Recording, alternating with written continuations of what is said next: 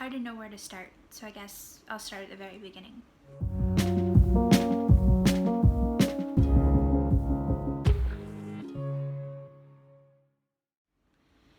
My earliest memories include praying for a baby brother. Every single night, I would beg God, please send me my baby brother. It seemed like it would never happen. I was 7 when the call finally came, and my best friend was over at the time. We were playing in my room, and we heard my parents answer the phone and start crying. And I don't know how I knew, but I just knew. And I remember looking at her and saying, they're crying because my baby brother's finally coming. I guess you could say we had a connection from the very beginning.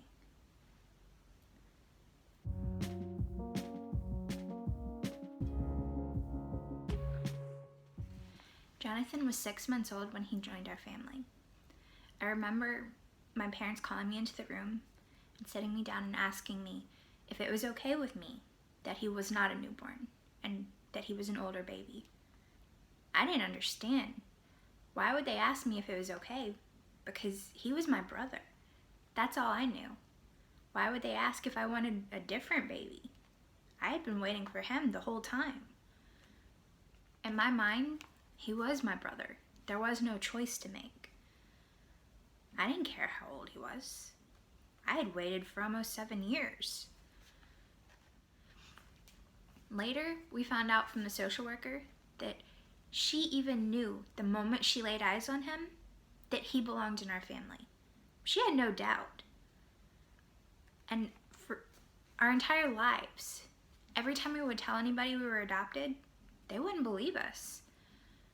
We looked just alike, and we also looked just like our parents, even down to the tiny little characteristics that nobody would ever think of. We had them. It's like it was meant to be. We were always meant to be a family.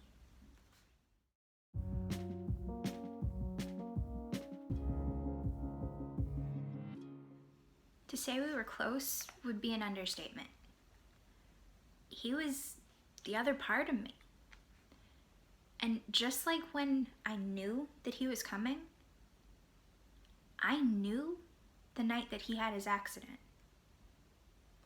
December 13th, 2007, changed our lives forever.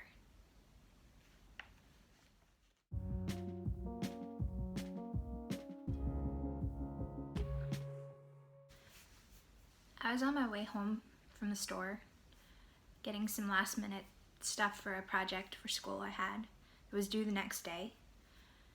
And driving down the street that led to our neighborhood, I saw a group of people standing on the side of the road around somebody else who was laying on the ground. I couldn't see anything. I couldn't distinguish who it was. And so I tried to get out of there as quickly as I could, not wanting to be in the way. It only took about a minute and a half to get from the site of that accident to our house. And before I had even made it home, something in me was screaming, "That's my brother." It's ridiculous. There was no reason for me to think it was him, but I just knew. And by the time I got in the driveway, I didn't even stop. I didn't turn the car off. I put it in park and I jumped out and I ran in. I left the door open and I was looking around for my dad because I knew that as much as I felt in my heart or my soul or whatever you want to say it is, I kept telling myself, this can't be true. This is ridiculous. It cannot be true. There's no reason to believe it's him. But my dad had just gotten home from having surgery on his foot and was not allowed to be walking around much at all. When I got home, he wasn't there. And my brother had a friend over and I asked her where he was, and she told me that he had walked down to another friend's house just past where the site of that accident was. My heart dropped because it confirmed to me that I was right. And I ran back out to the car and drove down the street back to the accident.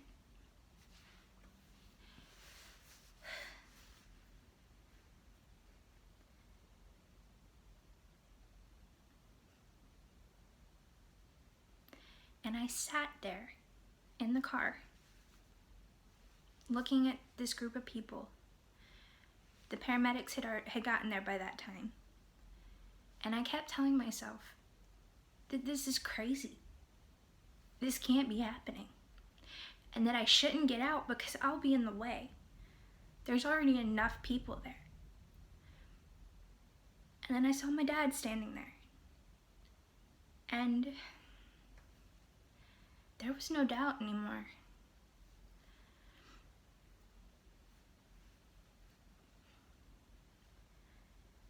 And I got out, and my dad grabbed me to a big hug and told me that John had been hit by a car. And when I asked him if he was going to be okay, and my dad looked me in the eye and said, "I don't know," the world just stopped.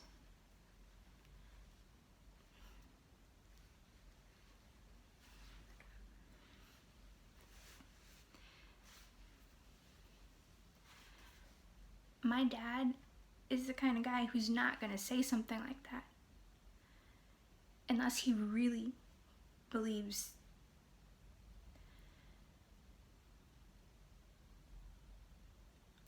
my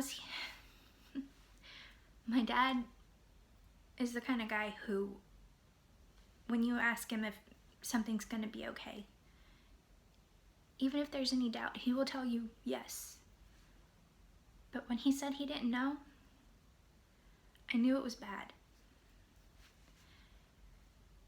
And even to this day, we don't know how close it was. They never would really tell us. But when I got there, John was laying on the side of the road, and the paramedics were there working on him, and he was conscious. And typical John, he knew we were scared and upset, and his friend was there. She had seen everything, and he was cracking jokes to make us feel better.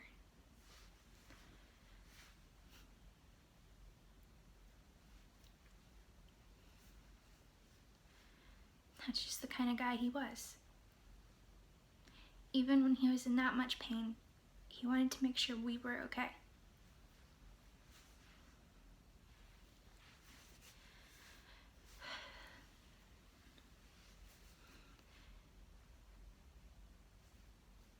They took him to the hospital, and he was in pediatric ICU for maybe a week, and then was in the regular children's hospital, or the floor that was considered the children's hospital,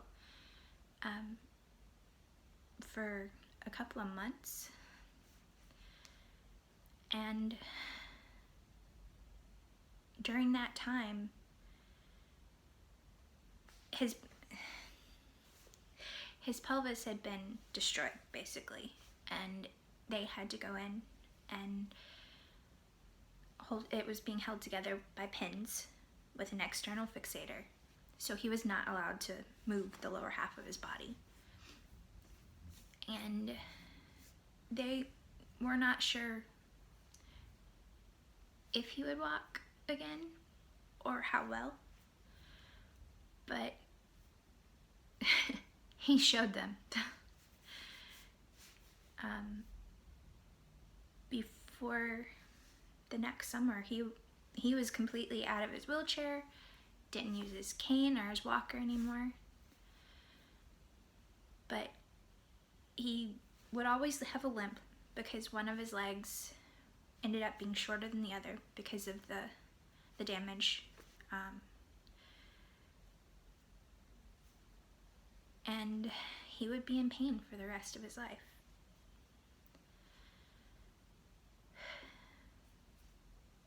They never told us how close it was to losing him that night or the few days after, but we know it was close.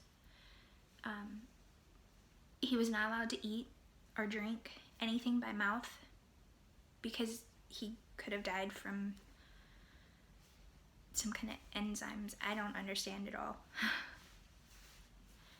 But there was some internal bleeding and there was a lot of damage, and he had multiple surgeries. So we know that it was a miracle that we got him back when we did. And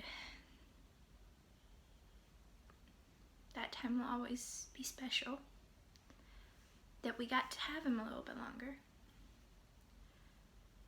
But unfortunately, he did eventually leave us.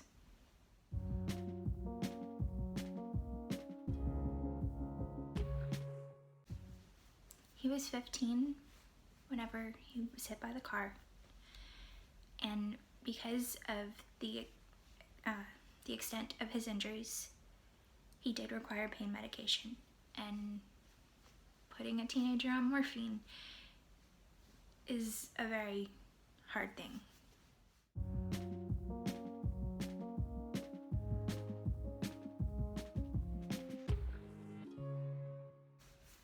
Because of the extent of his injuries, he did require pain medication.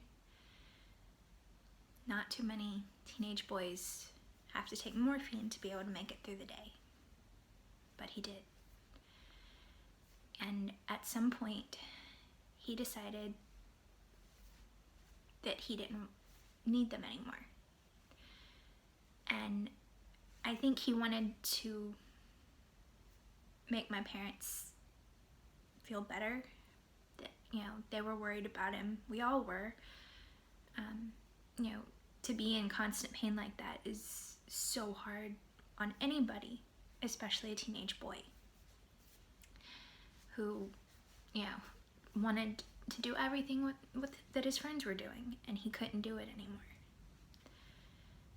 And so he stopped taking the pain medicine.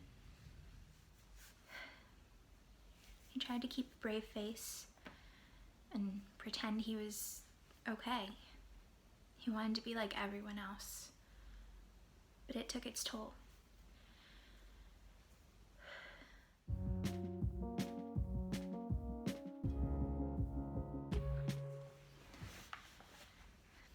Unfortunately, he came in contact with several women who felt it was acceptable to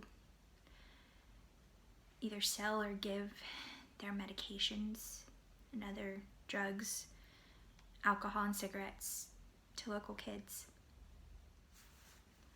I saw my brother for the very last time on November 14th, 2010. He seemed very happy. He had made a lot of new plans for his future and decided what he wanted to do, what school he wanted to go to. And his counselor had suggested a book for him to read, and so he asked me to go find it for him. And so I left to go search for the book. I never thought that would be the last time I saw him, the last time I would hug him.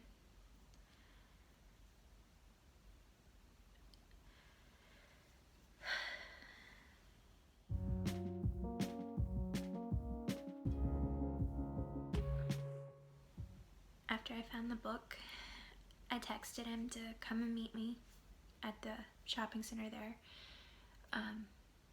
and we could go see a movie in the movie theater. And to this day, I question if I had just been willing to pay for both of his friends to come and see the movie with us, if he would still be alive. He decided not to come because I was not gonna pay for 4 tickets. I didn't have the money. And we promised that we would see it another day. And I still have never seen that movie. And I never will.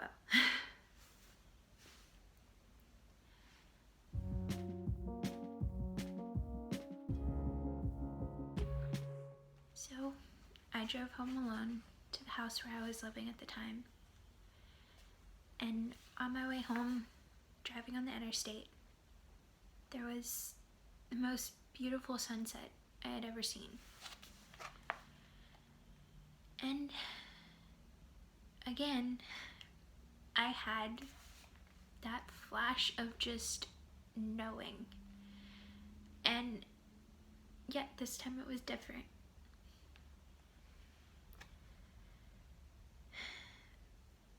I had the craziest thought just go through my mind. And I thought, so this is what the last day of your life is like. And for some reason, I knew I was going to die that night. And even though I wasn't exactly right, I really did.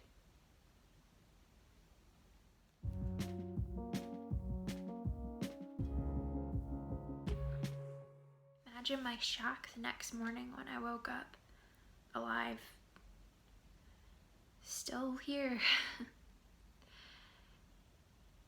I was still laying in bed, wondering, because it was so real. I just knew I wouldn't be.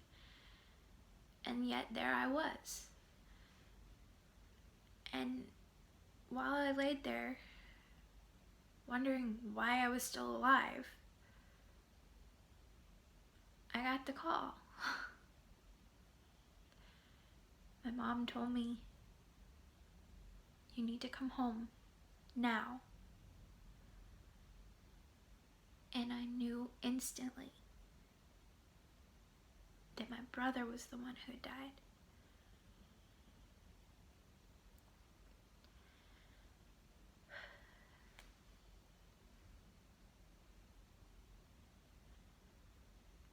I got up and I texted one of my best friends and told her, "My mom just called me and said I have to come home right now.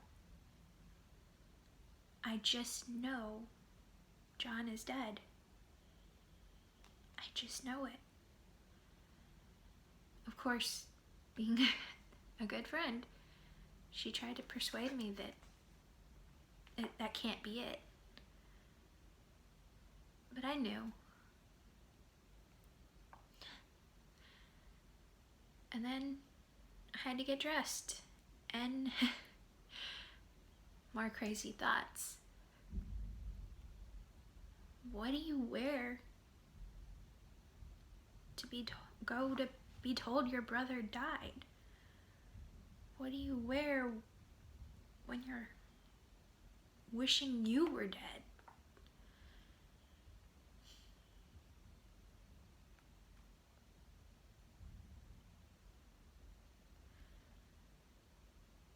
It's the weirdest feeling. And it sounds crazy, I know, but that's what I felt in that moment.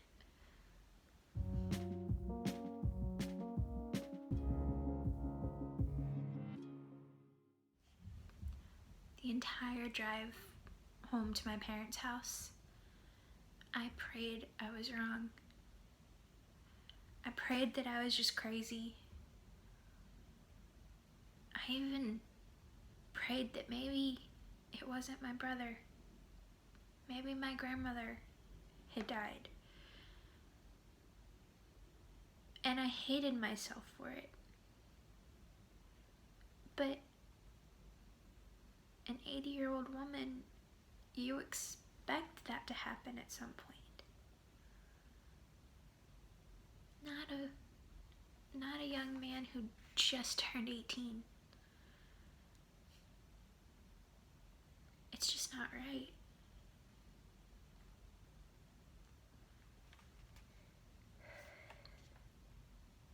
But I knew it was him.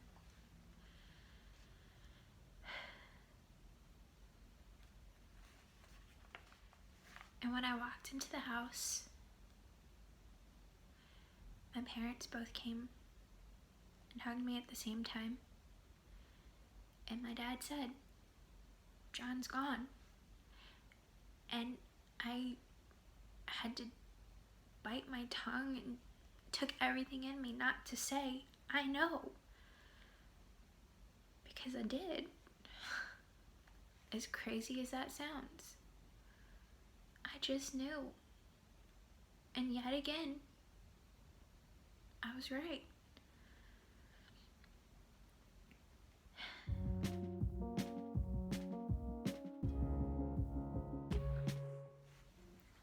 It took me a while to finally understand about what I felt that day. The night before, I really did die. The person I was on the night of November 14th died along with my brother in the early morning of November 15th, 2010. It really was the last night of my life. I was right. Just not in the way I expected.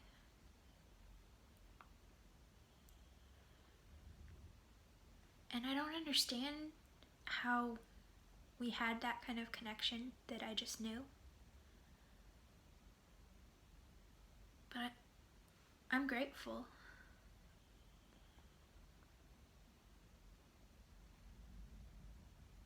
He was always meant to be my brother.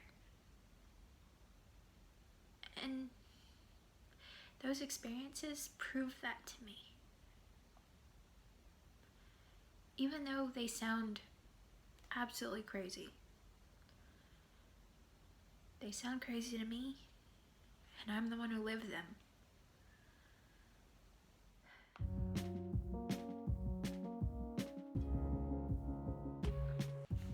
It took a while to find out what the autopsy said had happened that night. And really, we didn't know even after we got the results back.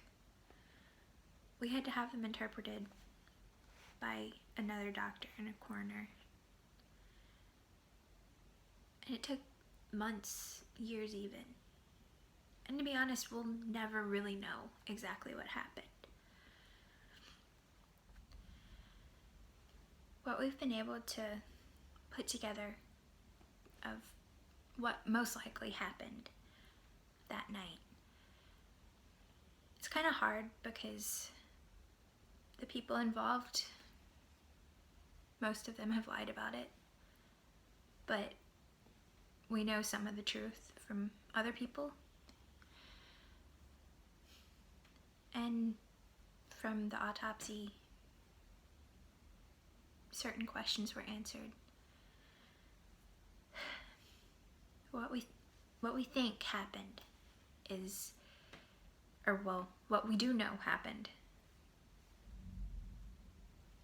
He went to the house of one of these women who sold him some medication. She claimed he came alone and that he decided to stay the night and fell asleep on the couch, and they left in the morning and came back and he had passed away in his sleep. We know that's not true. We do know that there was a party, a lot of kids there that night, and he was there. And although we can't prove she gave him the pills, the detective in charge of the case, he told us that it's almost certain. They had been looking to catch her for a long time. Unfortunately, this time they weren't able to get her. Because if my brother had lived, he could have told them where he got the medication from. But since nobody came forward to say that they saw it happen, no prosecution could happen. But the detective did tell us he knows, even though he cannot prosecute, that she is responsible for my brother's death. Those pills came from her, or at least one of them did.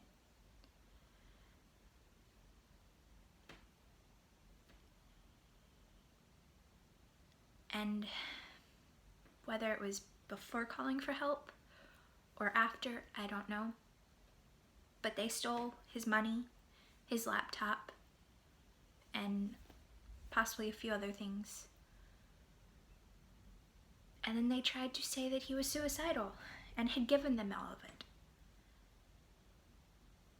But the results of the autopsy proved completely otherwise.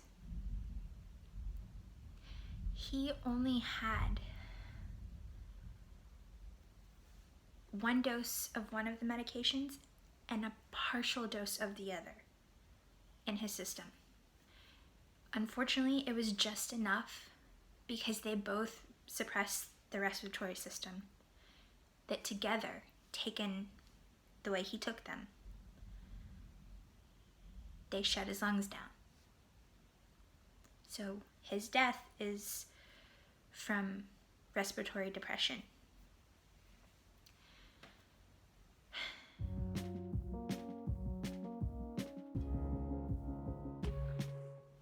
Basically, it's considered, I think it's medicinal intoxication. And it's a very serious threat that too many people are dying from. And we're hoping that getting the word out about his death and things that happened will help other people to be careful with the medications they're taking. Even though when John died, the medication that he took was not his. Both of the pills were things he had been prescribed in the past. One of them was for anxiety, and one was for his pain. So he knew these pills. He knew these drugs. But he didn't know that they're not prescribed to be taken together at the same time in the way that he did.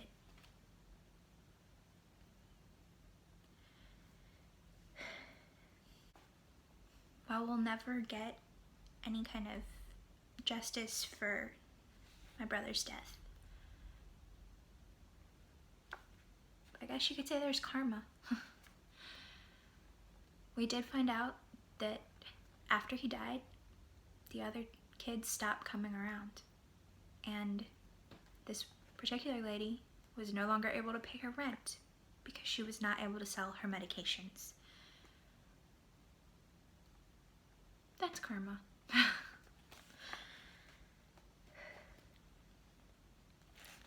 Plus, later, we heard she was convicted on unrelated charges, felony charges, and went to jail. How long, I don't know, but it's something. They were trying to have a reason to arrest her for a long time, so at least for however long she was in jail, she wasn't able to hurt anyone else.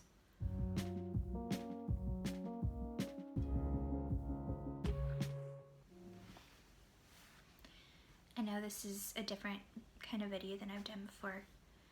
It's much longer. But I hope that my brother's story can help save other people. And I hope that my story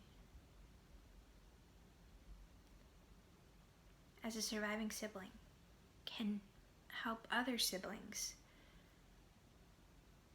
to realize they're not alone. There are a lot of us out there. Too many. But we don't have to be silent anymore.